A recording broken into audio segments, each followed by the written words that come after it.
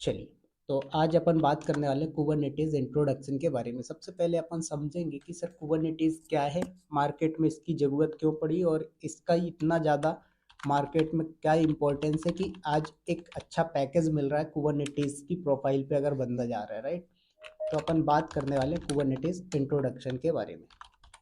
चलिए, राइट, तो यहाँ पर ज़रा समझते हैं कि सर हमारा जो कुबरनेटिज है ये क्या क्या फीचर प्रोवाइड करवाता है और क्या क्या चीज़ें करता है, राइट। सबसे पहले तो ये समझो कि कुबरनेटिज एक्चुअल में है क्या। देखिए सर, कुबरनेटिज को बहुत सारे लोग ये बोलते हैं Kubernetes is a container orchestration tool. इसका मतलब क्या होता है कि कुबरनेटिज एक कंटेनर मैनेजमेंट टूल है जो क्या करता है, कंटेनर्स को डिप्लॉय करने के लिए यूजफुल है। लोड बैलेंसिंग करना हो तो यूजफुल होता है। फेल ओवर जैसी पॉलिसीज को मैनेज करना हो तो आपका कुबरनेटिज यूजफुल है। ऑटो स्केलिंग का फीचर अचीव करना हो अगर आपको, तो आपका कुबरनेटिज इंपॉर्टेंट होता है। और ऐसे और भी रोल बैक जैसे बहुत सारे फीचर्स प्रोवाइड करवाता है आपका कुबरनेटिस। तो ये तो फीचर्स की बात हुई कि भाई कुबरनेटिस क्या क्या करता है। तो एक्चुअल में क्या है सर, कुबरनेटिस एक ओपन सोर्स प्लेटफॉर्म है जो कंटेनर्स को मैनेज करने के लिए, स्केल करने के लिए और डिप्लॉय करने के लिए यूजफुल होता है। समझ में आया। तो कुबरनेटिस बेसिकली क्या है सर, एक आपका ऐसा टूल है जो मल्टीपल कंटेनर्स को मैनेज करना हो या कंटेनर को डिप्लॉय करने के लिए मैनेज करना हो या फिर लोड बैलेंसिंग करनी हो, तो ये सारी चीज़ें आपको क्या करता है सर, प्रोवाइड करवाता है। क्लियर हुआ इतना। अब जरा समझते हैं सर, जब मार्केट में कुबरनेटिस नहीं था तब कैसे काम हो रहा था। तो देखिए, सबसे पहले तो सर आपका ऑन प्रीमाइज इंफ्रास्ट्रक्चर था। ऑन प्रीमाइज में क्या होता था सर, ये आपका खुद का सर्वर होता था, यहाँ पर मल्टीपल रैक्स लगाए जाते थे, राइट। इन रैक्स के अंदर आपकी हार्ड डिस्क होती थी, उसके बाद रैम लगाते थे आप, सीपीयू सब कुछ कॉन्फ़िगर करते थे। मतलब पूरा का पूरा आर्किटेक्चर क्या करते थे सर, आप खुद सेटअप करते थे। ये क्या होता था, आपका ऑन प्रीमाइज होता था। इसमें हमने जब क्लाउड का इंट्रोडक्शन देखा था तब हमने डिस्कस किया था कि भाई जब मार्केट में क्लाउड टेक्नोलॉजी नहीं थी, जब ऑन प्रीमाइज इंफ्रास्ट्रक्चर पे काम होता था, तो क्या प्रॉब्लम्स आती थी क्लाइंट के साथ, अगर एग्रीमेंट फिनिश हो जाता था तो कितना लॉस होता था, ये सारी चीज़ें अपन ने डिस्कस किया था, राइट। फिर इस ड्रॉबैक को देखते हुए मार्केट में क्या हुआ सर, क्लाउड आया। जब क्लाउड आया तो लोगों ने क्लाउड टेक्नोलॉजी को अडॉप्ट किया, लोगों ने क्लाउड पे काम करना स्टार्ट किया। खुद का इतना बड़ा इंफ्रास्ट्रक्चर सेटअप करने की लोगों को ज़रूरत नहीं पड़ी। लोगों ने बोला कि भाई हमें खुद का इंफ्रास्ट्रक्चर सेटअप करने में बहुत ज़्यादा इन्वेस्टमेंट आता है, करोड़ों रुपए खर्च होते हैं, लेकिन क्लाउड में वहीं पर हमें कुछ नहीं करना है, एक सिंपल सा अकाउंट क्रिएट करना है और उस अकाउंट के अंदर हमें क्या करना है, अपने रिसोर्सेस क्रिएट करने, जो कि सारी चीज़ें क्या होंगी, वर्चुअली होंगी। इससे एडवांटेज क्या है कि सर हमें सिर्फ उस रिसोर्सेस का बिलिंग पे करना है जो हम यूज़ कर रहे हैं, प्लस सिर्फ उतनी देर का बिल पे करना है जितनी देर हम यूज़ कर रहे हैं। तो ये तो था कि सर ऑन प्रीमाइस से क्लाउड पे कैसे आए। फिर दिक्कत क्या हुई, जब क्लाउड पे आ गए सर, तो आपको क्या करना है, जैसे मान लीजिए एक एप्लीकेशन टेस्टिंग करनी है, राइट। तो सपोज आपने क्या किया सर, एक ईसी टू इंस्टांस क्रिएट कर दिया। क्या किया सर आपने, एक ईसी टू इंस्टांस क्रिएट किया। अब इस ईसी टू इंस्टांस का जो साइज है सर, आपका क्या है, इस ईसी टू इंस्टांस का जो साइज आपने लिया है वो लिया आपने टी टू डॉट मीडियम का। तो इसमें आपका 1 GB का रैम मिल जाएगा, ओके। एक सीपीयू मिल जाएगा, वी सीपीयू बोलेंगे हम इसको, वर्चुअल सीपीयू, ठीक है सर। तो एक वी सीपीयू मिल गया आपको। उसके बाद इसमें आप स्टोरेज ले लेते हो, अगर लाइनक्स बेस ले रहे हो आप तो 8 GB का स्टोरेज ले लेते हो बाय डिफ़ॉल्ट, और विंडो बेस ले रहे हो आप तो 30 GB का ले लेते हो। तो आपने यहाँ पर क्या किया, 8 GB का स्टोरेज आपने ले लिया यहाँ पर, परफेक्ट।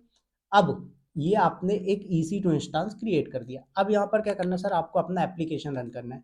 बट इसको क्रिएट करने के लिए आपने जो AMI इमेज लिया है, बोला जाए तो जो आपने ऑपरेटिंग सिस्टम लिया है सर, वो ऑपरेटिंग सिस्टम आपने लिनक्स का लिया, राइट। अब क्या हुआ सर, जब आपने लिनक्स ऑपरेटिंग सिस्टम लिया तो इसमें सारी बाय डिफ़ॉल्ट कमांड्स आ गई, जैसे कि सर आपका ls कमांड हो गया, cd हो गया, pwd हो गया, mkdir हो गया, vim हो गया, vi हो गया। ऐसे करके बहुत सारी कमांड्स यहाँ पर आपको मिल गई, ठीक है। vi sudo मिल गई, ये सारी कमांड्स आपको मिल गई। प्रॉब्लम क्या है सर, ये सारी कमांड्स तो हम यूज़ करने वाले नहीं, हमें तो सिर्फ वही कमांड्स या वही बाइनरी चाहिए जो हमारे एप्लीकेशन को रन करने के लिए इंपॉर्टेंट है। तो देखा जाए तो सर इसमें क्या हुआ कि बहुत सारे अननेसेसरी कमांड्स मिल गए। इससे क्या हुआ सर, स्पेस का अननेसेसरी यूज हुआ। अब यहाँ पर आपने अपने एप्लीकेशन को डिप्लॉय किया। अब एप्लीकेशन को रन करने के लिए सर आपको जरूरत थी सिर्फ और सिर्फ 200 MB स्टोरेज की। कितनी जरूरत थी सर आपको, ओनली 200 MB की स्टोरेज की रिक्वायरमेंट थी आपको। अब 200 MB का रिक्वायरमेंट आपको, बट क्या किया सर, आपको यहाँ पर 8 GB का स्टोरेज लेना पड़ा। क्यों? क्योंकि सर इसकी जो इमेज है, AMI इमेज जो है वो हैवी साइज का है, मिनिमम 4 to 5 GB का स्टोरेज लेता है, राइट। 8 GB का तो आपको देना पड़ रहा है, बट जो आपका AMI इमेज है वो 4 to 5 GB का स्पेस ले रहा है। क्या कर रहा है सर? 4 to 5 GB का स्टोरेज ले रहा है। अब 4 to 5 GB का स्टोरेज यहाँ पर फालतू जा रहा है, तो हमने बोला कि यार ये तो हमारे लिए प्रॉब्लम है। कल को हम चाहते हैं कि इसी के अंदर हम 3-4 एप्लीकेशन डिप्लॉय कर दें, क्योंकि कोई भी एप्लीकेशन बनाते हो, जैसे मैं एग्जांपल ले लेता हूँ, आपने VLC मीडिया प्लेयर देखा है, या मैंने बोला आपने क्लाउड विद विवेक का एक एप्लीकेशन बनाया, तो क्या आपका एप्लीकेशन सिर्फ और सिर्फ आप एक प्लेटफॉर्म के लिए बनाते हो कि सिर्फ एंड्रॉइड पे चले? नहीं, आप क्या करते हो, एंड्रॉइड पे भी चलना चाहिए, मैक पे भी चलना चाहिए, उसके बाद विंडोज पे भी रन होना चाहिए, और आपका ISO पे भी रन होना चाहिए, राइट। तो कोई भी एप्लीकेशन बनाते हैं तो मल्टीपल प्लेटफॉर्म के लिए बनता है, कि भाई एंड्रॉइड वाला भी यूज कर पाए, आईफोन वाला बंदा भी यूज कर पाए, और विंडोज वाला भी यूज कर पाए, और मैक वाला भी यूज कर पाए। तो बात आई कि सर हमने VLC मीडिया प्लेयर बनाया, तो हमने 200 MB का यहाँ पर एप्लीकेशन था रन कर दिया। अब क्या होगा कल को सर, यहाँ पर आप अपना एप्लीकेशन रन करोगे तो क्या होगा कि आपको एक तो सेपरेट स्पेस नहीं मिल रहा है, राइट। दूसरी चीज, आपको सेपरेट स्पेस चाहिए तो आपको क्या करना पड़ेगा, फिर इसको वर्चुअली डिवाइड करना। तो आपने वर्चुअल डिवाइड देखा था कि आप अगर किसी ऑपरेटिंग सिस्टम के ऊपर मल्टीपल ऑपरेटिंग सिस्टम डालना चाहते हैं तो आप वर्चुअल बॉक्स या ओरेकल का VMware यूज कर सकते हो। तो वहां पर भी वही प्रॉब्लम आ रही थी कि भाई यहाँ पर आपका जो AMI इमेज है वो 4 से 5 GB का स्पेस ले रहा था। ऐसे ही वहां पर भी होगा। तो देखा जाए तो सर हमारा स्पेस जो है वो बर्बाद हो रहा था, वेस्ट हो रहा था, राइट। तो आप चाहते हो कि आपके स्टोरेज का प्रॉपर यूटिलाइजेशन हो। क्यों? क्योंकि कोई भी कंपनी क्या चाहती है सर, कि उसको जो है ज़्यादा से ज़्यादा प्रॉफिट हो। तो यहाँ पर ये प्रॉब्लम आई, तो इस प्रॉब्लम को सॉल्व करने के लिए मार्केट में क्या किया गया sir, container based virtualization technology आई। तो कंटेनर बेस्ड वर्चुअलाइजेशन में क्या हुआ, डॉकर के अंदर मैंने आपको दिखाया कि भाई ये आपका एक होस्ट मशीन हो गया। इस होस्ट मशीन के ऊपर आपने डॉकर का पैकेज इंस्टॉल कर दिया। क्या किया सर आपने, होस्ट मशीन के ऊपर आपने डॉकर का पैकेज डाल दिया, तो ये बन गया सर आपका डॉकर होस्ट मशीन, राइट। अब ये जब डॉकर होस्ट बन गया तो इसके अंदर आपको एप्लीकेशन रन करने हैं। तो आपने बोला सर मेरे को VLC मीडिया प्लेयर की टेस्टिंग करनी है। आप क्या करोगे, एक कंटेनर क्रिएट करोगे सर आप अपना लिनक्स का, दूसरा ऐप आप कंटेनर क्रिएट कर लोगे एंड्रॉइड का, तीसरा एप्लीकेशन आप कंटेनर यहाँ पर क्रिएट कर लेंगे सर मैक का। तो इस तरीके से क्या हुआ, आपने मल्टीपल कंटेनर बना लिए। अब इन कंटेनर्स को क्रिएट करने के लिए भी आपको इमेज की जरूरत पड़ी, बट आपने क्या किया सर, यहाँ पर अपनी लाइट वेट इमेज का यूज किया। क्या किया सर आपने, यहाँ पर लाइट वेट इमेज का यूज किया। तो जैसे आपने उबंटू की इमेज लिया, नो प्रॉब्लम, आपकी उबंटू की लाइट वेट इमेज लिया आपने। ऐसे ही यहाँ पर आपने एनजिनिक्स लिया, एनजिनिक्स का लाइट वेट इमेज लिया। ऐसे ही यहाँ पर आप विंडोज ले रहे हो, विंडोज का भी लाइट वेट इमेज। तो देखा जाए तो क्या हो रहा था, जहां पर आपको 4 से 5 GB स्टोरेज की रिक्वायरमेंट होती थी, वो यहाँ पर सिर्फ और सिर्फ 200 से 300 MB में आपका काम हो जा रहा था। समझ में आए? तो इससे क्या हुआ कि सर हमारा स्टोरेज जो है वो बेस्ट नहीं हो रहा था, प्रॉपर यूटिलाइजेशन होने लगा। तो यही रीजन था कि मार्केट में क्लाउड के बाद डॉकर पे लोगों ने काम करना स्टार्ट करा, और मार्केट में डॉकर की डिमांड बढ़ी। ठीक है। अब डॉकर के अलावा भी और कंपनीज हैं, जैसे डॉकर के अलावा पॉडमैन कंपनी है, ये भी कंटेनर बेस्ड वर्चुअलाइजेशन देती है। बट क्या हुआ कि सर डॉकर ने फीचर को इजी और अच्छे तरीके से प्रोवाइड किया मार्केट में, जिस कारण से मार्केट में क्या हुआ, डॉकर फेमस हो गया। तो डॉकर सब लोग यूज करने लगे, तो हमने डॉकर के सारे कॉन्सेप्ट, सारी चीजें A to Z पढ़ ली, राइट। लेकिन अभी तक हमने जो पढ़ा था सर, उसमें हमने देखा था कि हमारा जो क्लाउड तक था, राइट, क्लाउड में जो भी आपका आर्किटेक्चर चल रहा था एप्लीकेशन का, वो मोनोलिथिक आर्किटेक्चर था। कौन सा आर्किटेक्चर यूज किया था सर हमने, जो क्लाउड टेक्नोलॉजी पे थी, क्लाउड पे हमने डिप्लॉयमेंट किया था, वो था आपका मोनोलिथिक आर्किटेक्चर। क्या था सर, मोनोलिथिक आर्किटेक्चर। अब उसके बाद लोगों ने बोला कि यार ये मोनोलिथिक आर्किटेक्चर यूजफुल नहीं है, तो मार्केट में क्या आया सर आपका, डॉकर आया, कुबरनेटिज आया। तो ये जो डॉकर और कुबरनेटिज है सर, इन्होंने क्या किया, ये माइक्रो सर्विस आर्किटेक्चर प्रोवाइड करवाने लगे मार्केट में।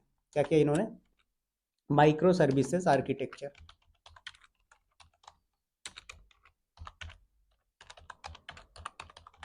तो मुझे उज्जवल जी, सत्य प्रकाश जी बताएंगे कि मोनोलिथिक आर्किटेक्चर में क्या होता था और माइक्रो सर्विस आर्किटेक्चर में क्या होता है।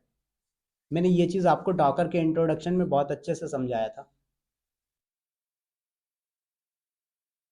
जी सर। बताइए क्या सर डिफरेंस होता है। मोनोलिथिक हम्म। मोनो मोनोलिथिक आर्किटेक्चर में जो हमारा कोड होता है एक सिंगल फाइल में होता है, बिल्कुल। जबकि हमारा माइक्रो सर्विस जो आर्किटेक्चर है उसमें हमारा कोड मल्टीपल पार्ट में डिवाइड होता बिल है, मल्टीपल सर्विसेज में डिवाइड होता है। बिल्कुल परफेक्ट ये एग्जाम्पल इसका दीजिए। मेन एडवांटेज है। ये इसका मेन एडवांटेज जैसे फ्लिपकार्ट हो गया हमारा micro services architecture. Flipkart use करता है, नेटफ्लिक्स यूज करता है, अमेजॉन सब ये यूज करते नहीं, हैं। और हमारा वो तो ठीक है यूज मोनोलिथिक। करते हैं, बट किस टाइप का आर्किटेक्चर सेटअप करते हैं? जब माइक्रो सर्विसेज में करते हैं और मोनोलिथिक में करते थे तो किस टाइप का होता था? वो तो आपने बताया कि इसमें सिंगल कोड होता था, इसमें मल्टीपल पार्ट में डिवाइड होता। वो अच्छा है, बट एक एग्जांपल चाहिए मुझे कि भाई किस टाइप का अलग अलग फाइल रखी जाती है, किस टाइप की सिंगल फाइल में पूरा होता है मोनोलिथिक।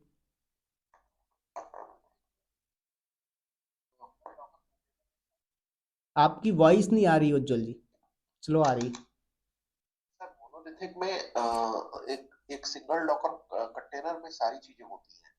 मतलब जो डिप्लॉयमेंट होगा या स्केलिंग होगी, अपडेटिंग होगी, मतलब एक सिंगल आर्किटेक्चर फॉर्म में होगा, मतलब सिंगल कंटेनर में होगा। ठीक है, तो यहाँ पर हम माइक्रो कंटेनर फिर यूज ही क्यों करेंगे? जब हमें सिंगल में ही करना है तो हम कंटेनर यूज क्यों करेंगे? हम फिर क्लाउड पे क्यों नहीं कर लेंगे काम?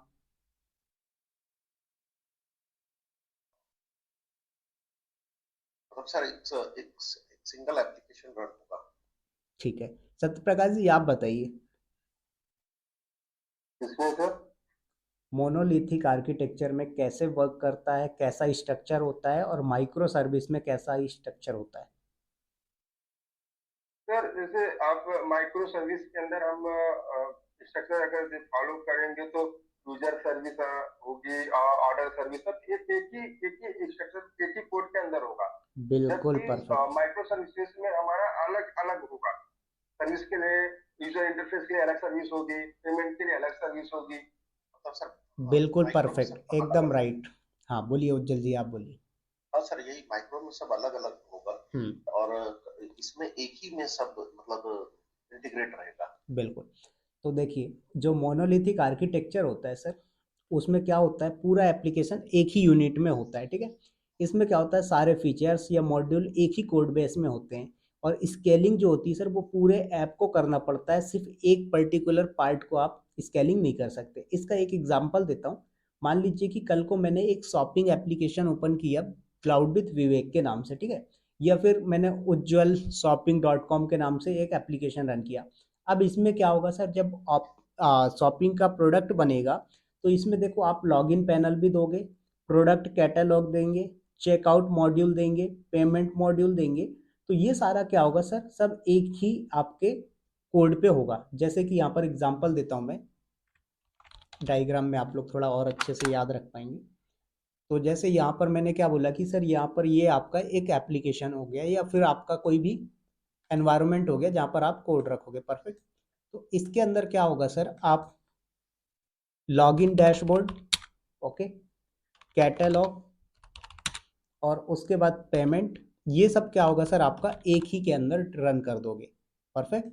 इससे प्रॉब्लम क्या होगी सर, कल को मान लीजिए आपका ये, एक फेल हुआ तो सब हाँ, फेल हो जाएंगे ये फिर। अगर आपका ये एप्लीकेशन डाउन होता है, या फिर ये आपका जो इंफ्रा है, सर्वर है, इसमें कोई प्रॉब्लम आती है, तो सर बंदा ना तो लॉगिन कर पाएगा, ना कैटलॉग डैशबोर्ड देख पाएगा, और ना ही पेमेंट कर पाएगा, राइट, या पेमेंट का स्टेटस चेक कर पाएगा। क्यों? क्योंकि ये सारा का सारा क्या है सर, आपके एक ही पे रन हो रहा है, परफेक्ट। तो ये क्या था, आपका मोनोलिथिक आर्किटेक्चर का एग्जाम्पल है। तो सारा का सारा कोड यूनिट क्या होता है, एक ही पे होता है। बट हमने देखा कि हमारा जब कंटेनर आया तो उसके बाद हमने क्या किया कि सर हमारा माइक्रो सर्विसेज आर्किटेक्चर में डिवाइड किया गया, राइट। तो हमने क्या किया कि हमारा लॉगिन, कैटलॉग, पेमेंट सबका अलग अलग बनाया। तो माइक्रो सर्विसेज में क्या होता है सर, एप्लीकेशन को छोटे छोटे इंडिपेंडेंट सर्विसेज में डिवाइड किया जाता है। ईच सर्विस में अपना काम अलग तरीके से करती है और अलग कंटेनर में रहता है। कहने का मतलब ये है कि जब आपका माइक्रो सर्विसेज आर्किटेक्चर बनता है तो ये तो आपका हो गया होस्ट मशीन। क्या हो गया सर, होस्ट मशीन। अब ये आपका डॉकर होस्ट हो गया या कुबरनेटिस हो गया, डजेंट मैटर, बट आपने बना लिया। अब इसके अंदर सर मैंने क्या बोला, मुझे तीन फीचर प्रोवाइड करवाने एप्लीकेशन के अंदर। तो आपने क्या किया सर, यहाँ पर एक आपने बना दिया सर लॉगिन के लिए, दूसरा आपने क्रिएट कर दिया सर यहाँ पर पेमेंट के लिए, तीसरा आपने यहाँ पर दे दिया सर कैटलॉग के लिए, चौथा यहाँ पर आपने दे दिया सर स्टेटस के लिए, राइट। तो ये चार आपने डिवाइड कर दिए। क्या क्या दिया आपने सर? पहला वाला दे दिया आपने लॉगिन के लिए, दूसरा वाला आपने प्रोवाइड करवा दिया सर इसको पेमेंट डैशबोर्ड, राइट। तो यहाँ पर आपने क्या किया, पेमेंट डैशबोर्ड के लिए यूज़ कर लिया। उसके बाद यहाँ पर आपने कैटलॉग यूज़ किया, और कैटलॉग के बाद यहाँ पर स्टेटस चेक करना हो तो बंदा अपने प्रोडक्ट का स्टेटस चेक कर सकता है। तो ये सब क्या किया सर आपने, अलग अलग कंटेनर्स पे रख दिया। अब ये आपका कंटेनर अलग है, लॉगिन वाला, पेमेंट वाला कंटेनर अलग है, कैटलॉग वाला कंटेनर अलग है, स्टेटस वाला कंटेनर अलग है। इससे एडवांटेज क्या होता है सर, कि आपका ये लॉगिन वाला अगर करप्ट होता है या कोई प्रॉब्लम आती है तो बंदा एटलीस्ट पेमेंट वाले को यूज कर पाएगा, स्टेटस चेक कर पाएगा, कैटलॉग कर पाएगा, राइट। इसका सबसे बेस्ट एग्जांपल देता हूँ सर, बैंकिंग एप्लीकेशन। आज के टाइम पे मुझे नहीं लगता कि इवन गवर्नमेंट बैंक की भी बात कर रहा हूँ मैं, जो गवर्नमेंट बैंक है, आपका नाम नहीं लेता हूँ मैं यहाँ पर, ठीक है, जितने भी गवर्नमेंट बैंक है, प्राइवेट बैंक है, सारे बैंक क्या कर रहे हैं sir, micro services architecture use कर रहे हैं। इसका एक सबसे अच्छा एग्जांपल आप लोगों ने खुद फेस किया होगा। कई बार आप लोगों ने देखा होगा कि आप गूगल पे, फोन पे के थ्रू क्या करते हैं, पेमेंट चेक करने की, जो बैलेंस चेक है उसको चेक करने का ट्राई करते हो तो बैंक बैलेंस चेक नहीं होता है, बट आप किसी को ट्रांजेक्शन करते हो तो ट्रांजेक्शन सक्सेसफुल होता है। वो क्यों हो रहा है सर? क्योंकि वहां पर भी ऐसा ही आर्किटेक्चर लगा होता है। आपका एक बैंक बैलेंस चेक करने का आपका कंटेनर अलग होता है, पेमेंट करने का कंटेनर अलग होता है, फिर उसके बाद मिनिमम स्टेटमेंट चेक करने का कंटेनर अलग होता है। तो सारी सर्विसेज क्या होती हैं सर, इंडिविजुअल रन हो रही होती हैं।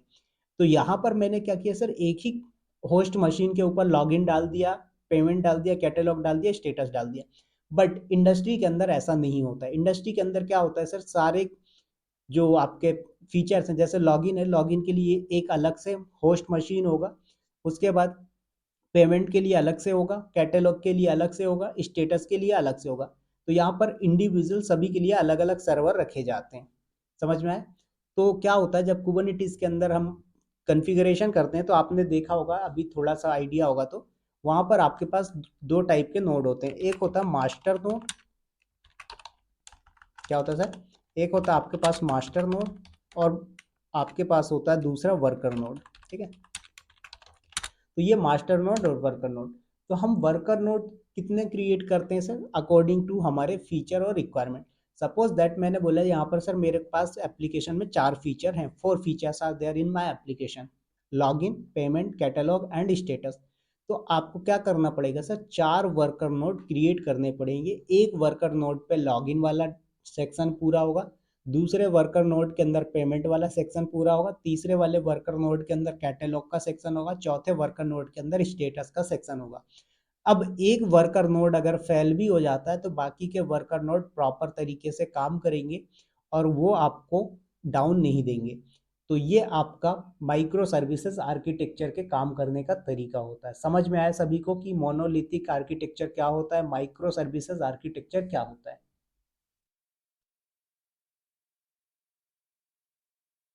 क्लियर हुआ, यस और यस। नो? ठीक है। अब सर्विस जहाँ सेपरेट सेपरेट है वो माइक्रो है। जी, ठीक है। अब बात करते हैं सर कि हमें कुबरनेटिस क्यों यूज़ करना चाहिए, why we need to use Kubernetes. तो सबसे पहला तो है सर कि अगर आप कुबरनेटिस यूज़ नहीं कर रहे हैं और आपको डिप्लॉयमेंट करना है तो डिप्लॉयमेंट करने के लिए मैनुअली सारी चीज़ें करनी पड़ती है। बट वहीं पर अगर आप कुबरनेटिस का यूज़ करके डिप्लॉयमेंट कर रहे हो तो आप इसको ऑटोमेट कर सकते हो, ठीक है। दूसरी चीज़, स्केलिंग की बात करते हैं। अगर आप विदाउट कुबरनेटिस यूज़ कर रहे हो तो आपको स्केलिंग मैनुअल करनी पड़ेगी, पूरे एप्लीकेशन को करना पड़ेगा। बट कुबरनेटिस के साथ करते हो तो आप ऑटोमेटिक स्केलिंग कर सकते हो और सारी सर्विसेज के लिए आप ऑटोमेटिक डिफाइन कर सकते हो। इसी तरीके से अगर आप लोड बैलेंसर की बात करें, लोड बैलेंसिंग का फीचर जो है, आप कुबरनेटिस यूज़ नहीं करते हो तो आपको क्या करना पड़ेगा, एक्सटर्नल लोड बैलेंसिंग करनी पड़ेगी। जैसा कि आप लोगों ने डॉकर में देखा, डॉकर के अंदर कोई लोड बैलेंसिंग मिला क्या? नहीं। हमने क्या किया, एक्सटर्नल यूज किया, जो कि एनजिनिक्स है, तो वो थर्ड पार्टी हो गया, राइट। क्योंकि भाई डॉकर का बाय डिफॉल्ट फीचर नहीं, जैसे एडब्ल्यूएस खुद कर देता है आपको, राइट। एडब्ल्यूएस के अंदर आप क्या करते हो, लोड बैलेंसिंग कर लेते हैं। ऐसे ही आपको कुबरनेटिस के अंदर इनबिल्ट लोड बैलेंसिंग भी मिलती है। तो ये एडवांटेज है, ये फीचर्स हैं आपके कुबरनेटिस के। समझ में आया? इतना क्लियर हुआ सभी को? सत्य प्रकाश जी, वैभव जी, हरीश जी, उज्जवल जी। जी जी सर। चलिए, अब एक एग्जांपल समझो, यूज केस जो अपन ने अपनी इंडस्ट्री में किया हुआ था। मान लीजिए कि क्या है सर, आपके एक ऐप है जिसमें अचानक बहुत सारे लोग लॉग इन कर रहे हैं। क्या कर रहे हैं? मेरे पास एक एप्लीकेशन है जिसमें मल्टीपल पीपल्स एक ही बार में लॉग इन करने लगे। तो कुबरनेटिस सिर्फ क्या करेगा, लॉग इन सर्विस को स्केल कर देगा, बाकी सर्विसेज को नहीं छेड़ेगा। क्या होगा एडवांटेज? ठीक है भाई, यहाँ पर बंदे का एप्लीकेशन है, लॉगिन, पेमेंट, कैटलॉग, स्टेटस। अगर यही चीज आपका माइक्रो सर्विस की जगह मोनोलिथिक में होता तो क्या होता? जब आप स्केलिंग करते हैं तो लॉगिन, पेमेंट, कैटलॉग, स्टेटस, सारा पूरा का पूरा एप्लीकेशन स्केलिंग होगा। लेकिन माइक्रो सर्विसेज में ऐसा नहीं है सर। माइक्रो सर्विसेज में क्या है, जिस सेक्शन पे लोड बढ़ रहा है उसी सेक्शन को स्केलिंग करेगा। ये कुबरनेटिस की खासियत है, कुबरनेटिस का फीचर है इंपॉर्टेंट। तो कुबरनेटिस क्या करेगा सर, सिर्फ लॉगिन सर्विस को क्या करेगा, स्केल कर देगा, बाकी सर्विसेज को छेड़ेगा नहीं, छुएगा नहीं, टच नहीं करेगा। समझ में आया? तो इसका जो एक सॉल्यूशन है क्या है कि मतलब कंक्लूजन बोल सकते हो, सॉल्यूशन नहीं। तो मोनोलिथिक जो होता है वो आसान तो होता है कॉन्फ़िगर करने में, बट फ्लेक्सिबल नहीं होता है उतना कि भाई आप जो चाहो वही हो।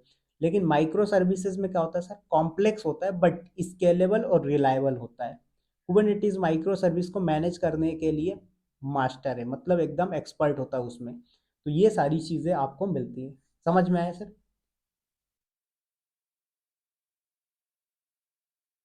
क्लियर हुआ यहाँ तक? यस हो तो ठीक है। तो माइक्रो सर्विस को रन करने के लिए आपको सर कंटेनर्स। हाँ बोलिए। सर जो वर्कर नोड्स होते हैं लाइक लॉकिंग इक्विपमेंट कैटलॉग्स से hmm, are managing all those things, so master node इन सब वर्कर नोड को। हाँ, मास्टर नोड वर्कर नोड को कंट्रोल करता है। अभी डिस्कस करेंगे मास्टर नोड क्या करता है, वर्कर नोड क्या करता है, कितने मास्टर नोड हम कॉन्फ़िगर करते हैं इंडस्ट्री में, कितने वर्कर नोड कॉन्फ़िगर करते हैं, सारी चीज़ें डिस्कस करेंगे। ठीक है। तो बात कर रहे थे सर हम, जब हमें माइक्रो सर्विसेज चलाना हो तो हमें क्या करना पड़ता है, कंटेनर यूज़ करना पड़ता है, जो कि एक परफेक्ट सॉल्यूशन है। तो कंटेनर जो है सर, आप डॉकर का यूज़ कर सकते हैं, पॉडमैन का यूज़ कर सकते हैं, कंटेनर डी का यूज़ कर सकते हैं।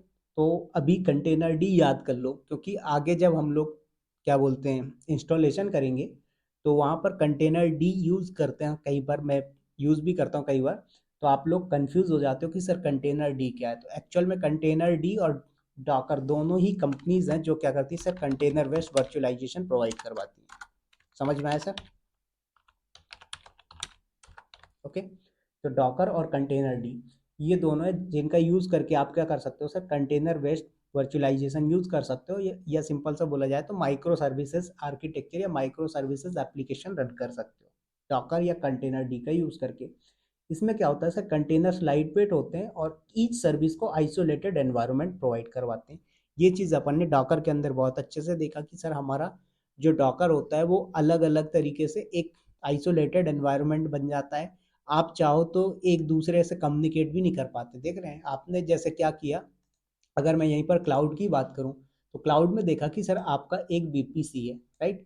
इस बीपीसी के अंदर आपने दो सबनेट बना दिए, सबनेट वन, सबनेट टू, और एक और सबनेट चलो आपने क्रिएट कर दिया सबनेट थ्री। तो तीन सबनेट आपने क्रिएट कर दिए सर। तो जब यहाँ पर आपके तीन सबनेट आ गए, subnet one, subnet two, subnet three, और इनके अंदर आपने ईसी टू इंस्टांसेस क्रिएट कर दिया। क्या किया सर आपने? ईसी टू इंस्टांसेस क्रिएट कर दिया। तो दूसरा ईसी टू इंस्टांस यहाँ पर आपका क्रिएट हो गया, तीसरा ईसी टू इंस्टांस यहाँ पर आपने क्रिएट कर दिया। अब ये ईसी टू इंस्टांसेस क्या आइसोलेटेड है, मुझे बताएगा कोई? जो बंदा AWS में एक्सपर्ट हो बताइए, क्या ये तीनों आइसोलेटेड है? आइसोलेटेड का मतलब एक दूसरे से कम्युनिकेट नहीं करना चाहिए। नहीं सर, कम्युनिकेट तो हो सकता है सर। तो फिर से बोलो सर एक बार। मैंने बोला कि सर हमारे पास तीन सबनेट हैं, ओके। ये हमारा एक बीपीसी हो गया, ठीक। और ये हमारे पास सबनेट्स हो गए। तो ये सबनेट वन हो गया, ये हमारा सबनेट टू हो गया। सर हम चाहेंगे तो कम्युनिकेट होगा, हम नहीं चाहेंगे तो नहीं कम्युनिकेट। श्योर। और ये हमारा सबनेट तीन हो गया, राइट। तीनों सबनेट के अंदर सर हमने क्या किया है, एक एक EC2 इंस्टांस बना दिए। अब मेरा क्वेश्चन ये है कि भाई ये EC2 इंस्टेंस इस दूसरे सबनेट के EC2 इंस्टेंस को कम्युनिकेट कर पाएगा या नहीं कर पाएगा? अगर कर पाएगा तो किस सिचुएशन में कर पाएगा, नहीं कर पाएगा तो किस सिचुएशन में नहीं कर पाएगा? पेयरिंग करेंगे तो कम्युनिकेट हो पाएगा, पेयरिंग नहीं करेंगे तो वेरी गुड। सर इस केस में क्या होगा, ये तो पहली बात तो मैंने बोला एक सेकेंड उज्जवल जी, आपका क्वेश्चन सॉरी आपका आंसर रॉन्ग है, शांत रहें, थोड़ा सा दूसरे को भी बोलने दीजिए। हाँ बोलिए सत्य प्रकाश जी। पहली बात तो VPC सेम है तो ये आपस में कम्युनिकेट कर पाएंगे। बिल्कुल राइट। तो यहाँ पर उज्जवल जी क्या होता है, जब एक ही BPC के अंदर मल्टीपल सबनेट बने हों, पहले सुन लीजिए ठीक है फिर क्वेश्चन करिएगा।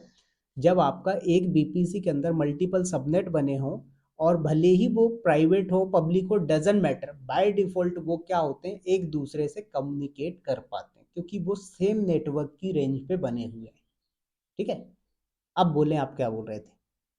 यही सर ठीक है, तो यहाँ पर कहाँ से पियरिंग का कॉन्सेप्ट आ गया आपका? अच्छा मैं अलग वो प्राइवेट और पब्लिक नहीं तो प्राइवेट पब्लिक है यहाँ पर, तो भाई आपका ये वाले सबनेट आपने इसको पब्लिक कर दिया, ठीक है, दूसरे वाले को आपने प्राइवेट कर दिया, तब भी कम्युनिकेट कर पाएगा वो। यहाँ पर प्राइवेट पब्लिक से कोई लेना देना ही नहीं है। वो तो आपका उस सिनारियो में होगा कि जब आपके दो BPC अलग अलग हैं तब कम्युनिकेट नहीं कर पाएंगे, तब आपको पियरिंग का यूज करना पड़ेगा राइट। बट जब आपका BPC सिंगल है तो आपका ये बाय डिफॉल्ट कम्युनिकेशन होता है, आप इसको चाहो तो ब्लॉक कर सकते हो, ठीक है, बट बाय डिफॉल्ट कम्युनिकेशन करते हैं। ठीक है, क्लियर हुआ? तो देखा जाए तो यहाँ पर सर क्या है, आपको आइसोलेशन नहीं मिल रहा है राइट। आइसोलेशन मिलेगा बट बहुत कॉम्प्लिकेटेड होता है इसको आइसोलेट करना, क्योंकि इनकी रेंज जो है सर वो एक ही है, क्योंकि मेन जो CIDR होगा वो आपके BPC का होगा। जैसे आपने देखा 10.100.0.0/24, ये क्या हो गया सर, आपका एक रेंज। अब जो भी सबनेट बनेगा वो इसी रेंज का बनेगा ना। तो सीधा सा फंडा ये समझ लो, ये आपके दादाजी हैं, ठीक है, इन्होंने क्या किया, अपने 3 बेटों को अलग अलग हिस्से दे दिए, लेकिन हिस्से कहाँ से किए हैं सर, उन्होंने उसी एक जमीन के हिस्से किए ना। तो यहाँ पर अगर किसी की बिल्डिंग है तो वो इस पड़ोस वाली बिल्डिंग पे बात तो कर ही सकता है, वो ना भी चाहे तो भी उसको सुनना पड़ेगा राइट। तो ये प्रॉब्लम है। लेकिन कंटेनर के अंदर ऐसा नहीं है। कंटेनर के अंदर क्या होता है सर, आप जब कंटेनर क्रिएट करते हो तो वहां पर आपका नेटवर्क डिसाइड करता है कि वो बाय डिफॉल्ट कम्युनिकेशन करेगा या नहीं करेगा। तो बताइए कंटेनर किस केस में डिफॉल्ट कम्युनिकेशन करता है और किस केस में नहीं करता है? उज्जवल जी और सत्य प्रकाश जी और वैभव सर आप भी बताएं।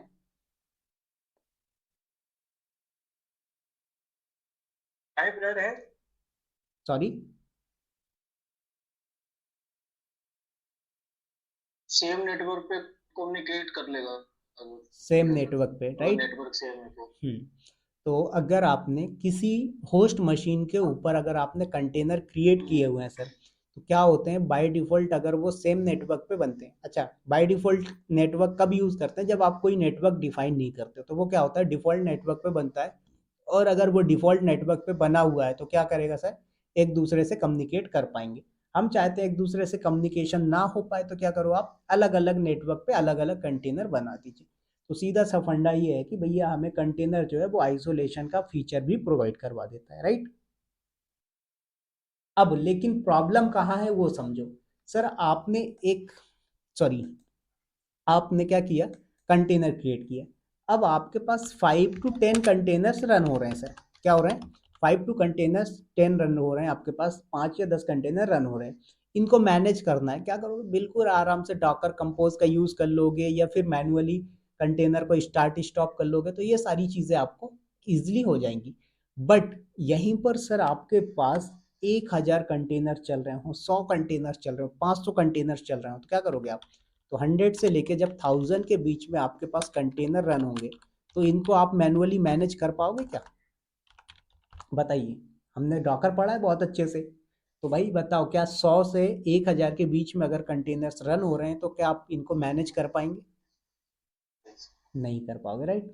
तो उस केस में आपको क्या यूज करना पड़ेगा सर, या तो डॉकर स्वार्म यूज करेंगे या फिर कुबरनेटिस यूज करेंगे। लेकिन डॉकर स्वार्म भी क्या है, उतने अच्छे फीचर्स नहीं देता है, तो हमें क्या करना पड़ता है, कुबरनेटिस यूज करना पड़ता है। तो सीधा सा फंडा ये है, जब आपको लार्ज नंबर ऑफ कंटेनर को डिप्लॉय करना हो, लार्ज नंबर ऑफ कंटेनर को मैनेज करना हो, तो उस टाइम पे सर कुबरनेटिस यूजफुल होता है। अब यहाँ पर सर आपके 100 से लेके 1000 के बीच में कंटेनर चल रहे हैं, वो कंटेनर पे आपको लोड बैलेंसिंग करनी है, ऑटो स्केलिंग करना, कुछ भी चीज़ें करनी है सर आपको, आप क्या कर सकते हो, आप सारा फीचर अचीव कर सकते हो with the help of sir Kubernetes. आपको कुछ भी चीज़ें एक्सटर्नल यूज़ करने की ज़रूरत नहीं है, तो इसीलिए यहाँ पर आपको कुबरनेटिज यूज़ करना पड़ता है। समझ में आया सभी को? सर क्या स्वाम में लोड बैलेंसिंग नहीं है क्या अभी? है, बट और भी फीचर्स हैं, जैसे आपका सर्विस का फीचर हो गया, आर बैग का फीचर हो गया, वो सारी चीज़ें डॉकर स्वाम के अंदर नहीं है। सर मतलब ऑटो स्केलिंग है नहीं है? ऑटो स्केलिंग है, ठीक है, लेकिन उसमें क्या होता है कि आपको जो क्या बोलते हैं रोल बेस एक्सेस वगैरह प्रोवाइड करवाने होते हैं, वो सारे फीचर्स नहीं है वहाँ पर डॉकर स्वाम के अंदर। जैसे सर जब अभी पढ़ेंगे तो बता दीजिएगा कौन-कौन से जस्ट हम्म, मतलब कोई पूछ ले ठीक है, स्वाम। बिल्कुल ठीक है। तो ये चीज़ हो गया। उसके बाद ऑटोमेटिकली स्टार्ट स्टॉप करना हुआ, सेल्फ हीलिंग जो फीचर होता है ये कुबरनेटिस के अंदर मिल जाता है, लोड बैलेंसिंग का फीचर मिल जाता है, कॉन्फ़िगरेशन मैनेज करना हो तो कॉन्फ़िग मैप के यूज़ से आप कर सकते हो। तो ये सारी चीज़ें क्या है आपके पास अवेलेबल हो जाते हैं। अब कुबरनेटिस के कुछ डिफ़ॉल्ट कंपोनेंट्स होते हैं सर, वो कंपोनेंट्स के बारे में बात करेंगे। तो सबसे पहले आपके 4 कंपोनेंट्स आते हैं। पहला आता है सर एपीआई सर्वर। क्या आता है सर? API server. दूसरे नंबर पे आता है सर आपका शेड्यूलर, ठीक है। तीसरे नंबर पे आता है कंट्रोलर मैनेजर।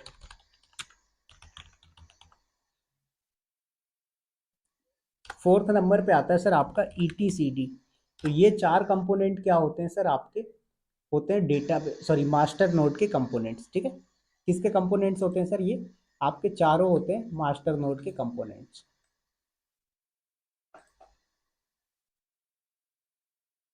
चलिए, मास्टर नोड कंपोनेंट, चलिए तो बात करते हैं सर मास्टर नोड के जो 4 कंपोनेंट्स हैं इनके काम क्या क्या होते हैं, पहले ये समझते हैं। तो सर जो आपका एपीआई सर्वर होता है ये क्या करता है, यूज़र और सिस्टम से कम्युनिकेशन करवाने के लिए गेटवे का यूज़ करता है। शेड्यूलर जो होता है ये डिसाइड करता है कि कौन सा पॉड कहाँ पर चलेगा, नाम से ही समझ में आ रहा है scheduler, that means it is responsible to schedule anything, right. तो ये क्या करता है, पॉड कहाँ पर चलेगा ये डिसाइड करता है शेड्यूलर। फिर आता है कंट्रोलर मैनेजर, ये क्या करता है सर, बैकग्राउंड प्रोसेस रन करता है, जैसे आपका रेप्लिकेशन हो गया या जो भी और अदर बैकग्राउंड प्रोसेसेस होती है उन सबको मैनेज करने के लिए कंट्रोलर मैनेजर का काम आता है। फोर्थ नंबर पे आता है सर आपका ईटीसीडी डेटाबेस, जो कि क्या करता है, क्लस्टर का डेटाबेस होता है, ये क्या करता है, की वैल्यू स्टोर करवाता है।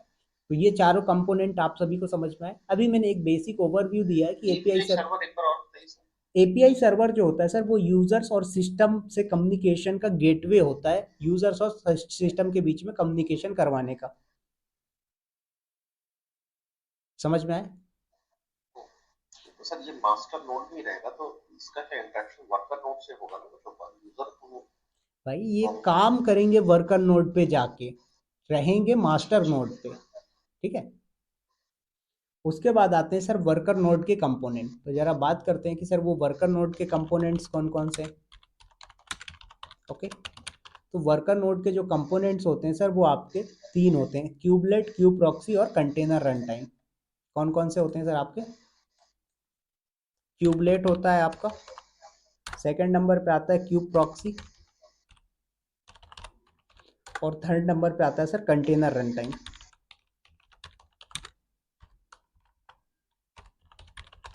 ये 3 जो कंपोनेंट होते हैं ये वर्कर नोड के कंपोनेंट होते हैं, ठीक है। अब बात करते हैं सर कि क्यूबलेट का काम क्या होता है, क्यूब प्रॉक्सी का काम क्या होता है और कंटेनर रन टाइम का काम क्या होता है। तो सर जो क्यूबलेट होता है वो ईच नोड पे चलने वाली सर्विस है, जो क्या करता है, मास्टर से इंस्ट्रक्शन लेता है। अब जैसे मान लीजिए कि सर हमारे पास 4 वर्कर नोड हो गए, अब चारों वर्कर नोड के अंदर क्या होगा सर, क्यूबलेट रन होगा। इसका काम क्या होता है कि यहाँ से मास्टर नोड कोई इंस्ट्रक्शन पास करेगा तो उसको इंस्ट्रक्शन लेने का काम जो होता है वो क्यूबलेट का होता है। जैसे यहाँ पर मास्टर नोड ने क्या बोला कि भैया विवेक नाम का एक पॉड रन कर देना, ठीक है। अब किस पे रन कर देना, तो इसने बताया, तो ये क्या करेगा, क्यूबलेट इस इंस्ट्रक्शन को लेगा। तो ये आपका जो काम होता है क्यूबलेट का वो क्या करता है सर, मास्टर नोड पर जो भी चलने वाली सॉरी जो क्या बोलते हैं ईच नोड पे चलने वाली सर्विसेज होती हैं उनको क्या करता है, मास्टर नोड से इंस्ट्रक्शन लेके वहां पर डिप्लॉय करता है। समझ में आया? क्लियर हुआ? यस और नो? क्यूबलेट का काम क्या होता है?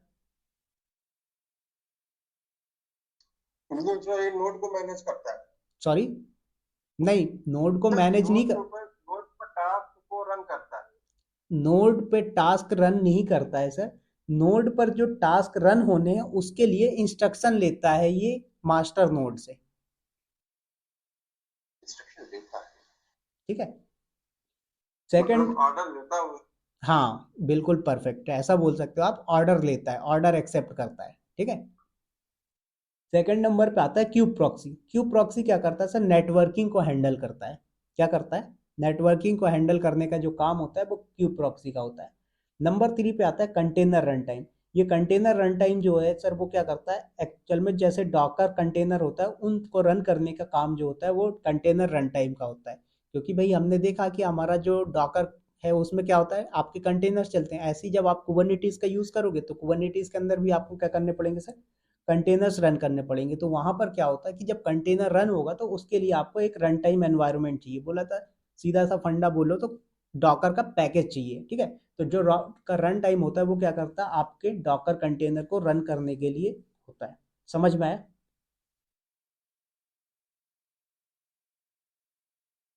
क्लियर हुआ? यस और नो?